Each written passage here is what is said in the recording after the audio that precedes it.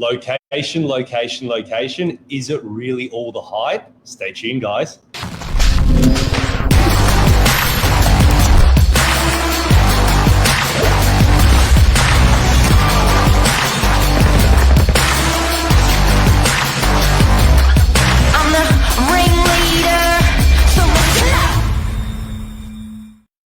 Good morning, Billy. Hey, good morning. How you going? I'm good. Yourself? I'm doing well. I felt like we were rolling on for an episode of the actual show. Oh, really? You know where you're like, just like the lady, location. There we go. Featuring Michael. So, guys, today we're talking about location with property. It's a very talked about thing. I think every time you mention, I'm going to go look out and buy a property, people go, make sure you buy in the right spot, make sure you buy the right location. And I think it's something crucially important, whether you're buying as an owner, occupier or investor. But today we want to sort of delve down a little bit and sort of debunk some of the myths with it, and also just sort of expand your way of thinking where it's not necessarily the cliche that you might expect. Yes, there's no doubt about it. Location, you certainly pay a premium for great location.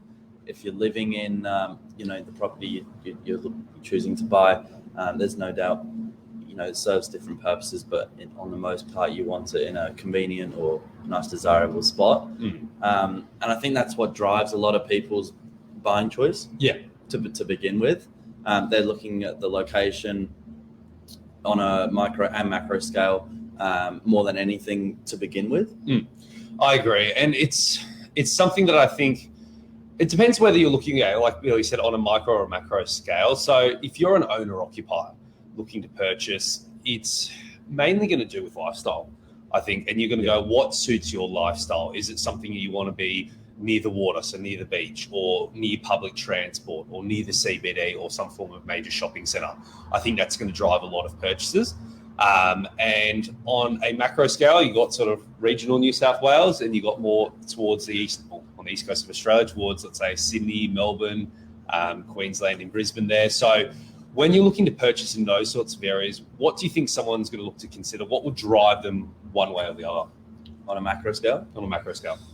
Well, I think the where we're going to change people's, potential thinking this morning is really delving down into why they're actually buying the property. So the reason behind it, you're either going to be looking for an investment or you're going to be looking to live in. I think, should we start with the investment side of things? Yeah, we can start with investment. Done. So with investment, from the conversation we have with people day in, day out, it seems to be either rental yield or capital growth or a combination of both that they're looking for. Or familiarity with the area as well.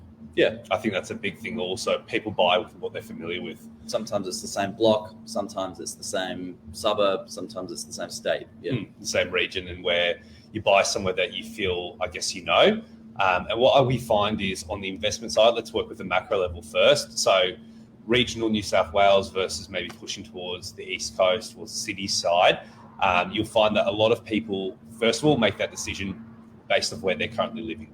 If you're already living in regional New South Wales, you might opt to buy in regional New South Wales just because you understand the area better. You might be near a major city hub there.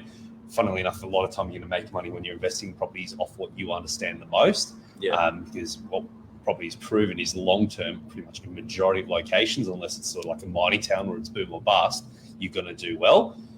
Or if you live sort of city side of New South Wales, you're going to look to buy close to that sort of CBD or somewhere in a suburb that you own. One thing I find is a major driver with it, like Billy said, is capital growth. And what we traditionally tend to find is city or areas close to the CBD traditionally have outperformed regional New South Wales. In saying that, regional New South Wales since COVID has actually performed very, very strongly. So what are your thoughts on that, Billy, in terms of when you're choosing to buy an investment with capital growth, what do you think? Well, if when I buy my second place, I'm going to be looking at, it's different, hard to say, because it's either going to be, for me to live in immediately, or it's going to be an investment, and probably, I hate to say, mum and dad stay at home for a little bit longer. Yeah. But I think those people that are looking for an investment and weighing up, regional versus, on the coast, as you say, it's probably going to come down to what they, feel comfortable with at the time. Mm. Me personally, I love the coast, and I think I like to stay safe, knowing that you're in an area where you can't really go wrong. Yeah, I agree. And look, it comes down to what your financial goals you're trying to achieve as well. So it comes down to yield, it comes down to capital growth, especially at the moment with interest rates the way they've moved. I think a lot of people are going to be looking for yield as well. Yeah.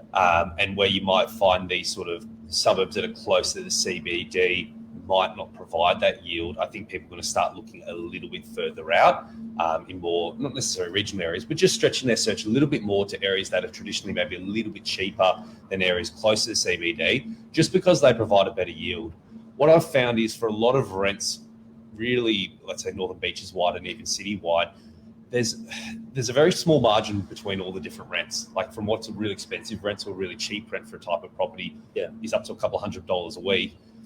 Where on a sales site, it could be literally hundreds of thousands up to millions of dollars difference for a similar style property. Yeah. So what you'll find is if you're buying very close to the CBD, you're going to get it traditionally a much lower yield versus if you're buying a little bit further out, you're going to get a bit of a higher yield. Now, there's no wrong or right regarding that. It's just more about understanding what you're trying to achieve. Because from an investment point of view, you might be looking, okay, I want to get a higher yield because that's going to allow me to have more servicing and buy another property.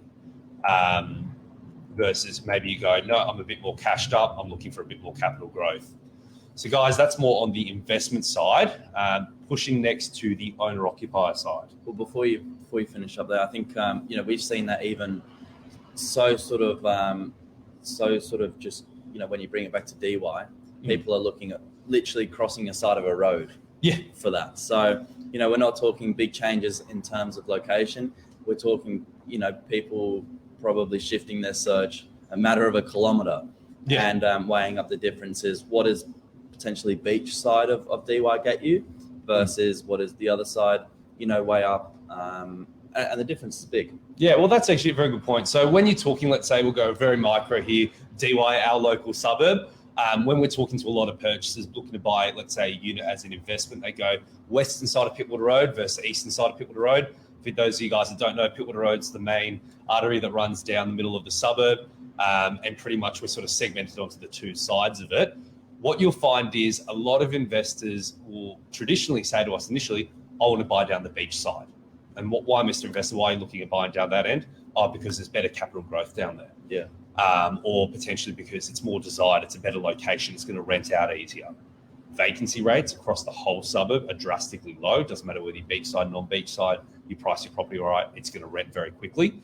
And so sometimes we sort of push people to understand exactly why they're wanting to buy there. Because traditionally, if you're looking at buying on the eastern side of Pittwater Road, you're actually going to get a slightly lower yield than the western side. And that might be for you go, look, I'm going to buy a premium property with an ocean view. I think when I go to resell it in 5-10 years time, I'm going to be able to get a premium for it. Yeah. And that might be your strategy. But just to understand why exactly you're doing it, because if you're just buying there purely because that's where everyone says to buy, just be careful, because you might very well opt to buy on the western side of Pittwater Road, get a property that rents for the exact same amount, but you save yourself hundreds of thousands of dollars. You can service the loan easier, and that can maybe push you into property number 2 quicker as well, or your second investment quicker. So we're not saying there's one necessarily better than other, but it's not one size fits all. You really got to sort of, I guess, hone in exactly what you're trying to achieve with your goals with it, and then make the decision based off that. Yeah, maybe look at it over a 3 or 5 year plan. Yeah. Initially, and then you kind of know that either way it's going to work out. But as you said, you're going to get the most out of your property. Moving on to owner occupiers. I think this one's a lot easier. I definitely think it comes down to it really is what you're looking in for a property. And then in location, you kind of if you're going to move into it, you've probably chosen your suburb. It's just a question of, do you move to a side of the suburb where it's slightly more affordable? You maybe get a bigger apartment, slightly more renovated, and better amenities and things like that, or do you go somewhere with a view? Or I think the biggest thing that drives people going a bit more macro with it is where their jobs are. So depending on what career path you've chosen, whether there's the jobs there. So obviously that's the reason why a lot of people push close to CBD, because there's more jobs. And the second part is, and I think it's probably one of the biggest drivers, friends and family. Yeah. So if your job's there, Or your friends, lifestyle. and lifestyle. If your friends and family are there and the lifestyle's there, that's where you're going to want to buy. Obviously, when you hear of people moving interstate, moving away, generally it's for one of two things. The main thing is either to be closer to potentially family that's in another suburb, or if their job's pushing them that way, such as finances. So that's the major drivers we find pushing people as an owner-occupier. And like Billy said, when you're choosing, it's got to be something that suits you. So this one here maybe is less, take your investment cap off with it. It might not be the smartest investment in terms of you're going to buy like a larger property that maybe is a much bigger premium and is a bit more unnecessary if you would ever go to resell it. But you go, look, this is something for me to live in. The location's a bit strange because some people might not like it, but it's what I like. And you might opt for that. I think when it comes to your primary place of residence, you want to look from an investment side of things, but also you got to choose what's right for you. Yeah, it's a bit more of an emotional purchase. 100%. When you're kind of, I think, especially in today's market right now, with what great buying opportunity there is out there, when you're looking at such small numbers at the tail end of negotiations, don't miss out on that perfect property for the sake of, a percentage at the end of the day, what it's going to add onto your loan or a percentage to your repayments. Because if you apply the same thinking long term, it's still going to do equally as well. If you're within your means, within reason, the amount of times we've seen people fall over on purchases literally within 1 or 2% of the purchase price of the property. So a very, very marginal amount. And the difference is between them securing the property or not. And then they come back to you 6 months later and they go, oh, that wasn't the best spot. That was the best thing, but it was just a little bit too much. But they still haven't found anything. Versus the people, and you can ask anyone that's bought a property, speak to someone that's bought a property 5-10 years ago and ask them if they paid a little bit more than what they thought they should have paid, and ask them if they care anymore or not. Yeah. If they're still living in the property, and chances are the answer is going to be, I'm glad I paid that little bit more because I've been here for 5-10 years and it really doesn't make a difference now. My property's worth a whole lot more as well. That's it. I think at the end of the day, it doesn't have to be a forever home. If you're looking at an investment point of view, if it ticks 4 out of 5 boxes, I think that's probably good enough. You're never going to tick every box. If you're passing 80 or 90%, 70%, whatever that number looks like for you, that's, for me, that was good enough. And, it's a foot in the door.